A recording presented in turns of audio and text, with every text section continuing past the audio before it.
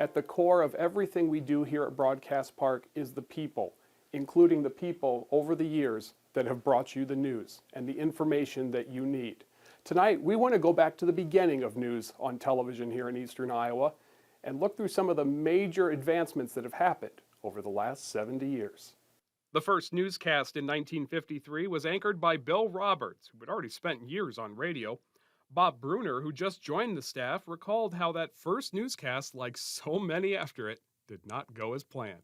But the commercial was live, way at the other end of the studio. Well, the cameraman, we had two cameras, but this one cameraman had to go all the way down there and shoot that, and then come back. We got ready to go on the air, and the cameraman came rushing back, and all of a sudden he said, "Somebody take over," and he fell on the floor, passed out. Turns out, the cameraman's shoulder popped out of its socket, and he collapsed on the floor to pop it back in place. Still, the show went on. At that time, there was just one newscast at 6 o'clock. Later, Bruner hosted a second newscast at noon.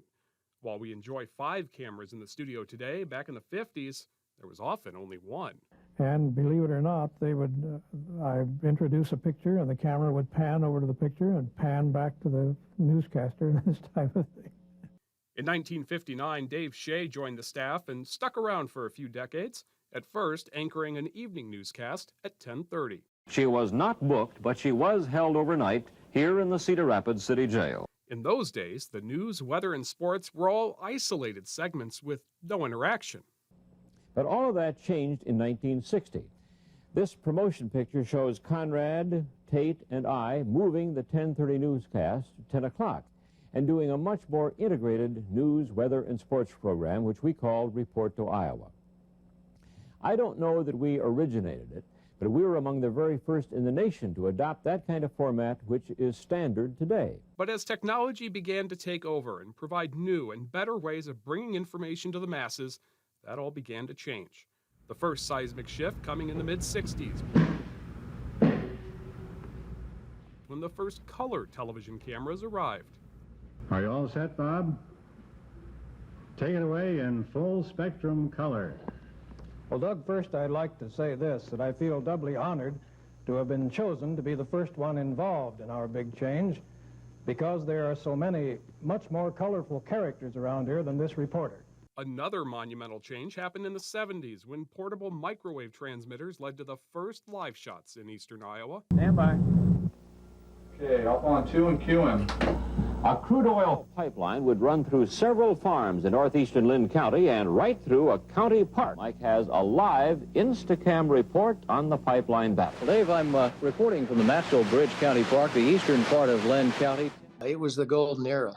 John Bachman, who went on to a long career at WHO TV in Des Moines, spent much of the 70s here, honing his craft by some of the best in the business. Being able to co-anchor with Dave Shea was tremendous. I mean, he was a mentor and a close friend. For 34 years, Eastern Iowans welcomed Dave Shea into their homes, but for countless colleagues, it was much more. Was just an outstanding personality. I was just a young 20-something reporter, and I just looked at him in awe. It's a wonderful time in my career to be able to work alongside him and the rest of the team. I grew up watching Channel 2, watching Dave Shea. Dave retired in 1993. Now, at 94, Dave has spent 5 years without his beloved wife, losing her to memory loss. Unfortunately, now Dave himself is going through the same terrifying condition, but with the grace he's remembered for. He's been a great model to us who know and love him for the way he's upbeat, even when he's experienced some, losses that are distressing to him that he can't remember much. Despite all the changes over the decades, Dave Shea showed us one thing remains true: to do your best to find the truth and report it to Eastern Iowa. It is that foundation here at Broadcast Park that we continue to build on to the best of our ability. Still to come, 70 years of unforgettable stories, groundbreaking achievements, and innovating ways to help the place we call home. I call to compliment you on what you're doing. As Iowa's News Now celebrates 70 years of television.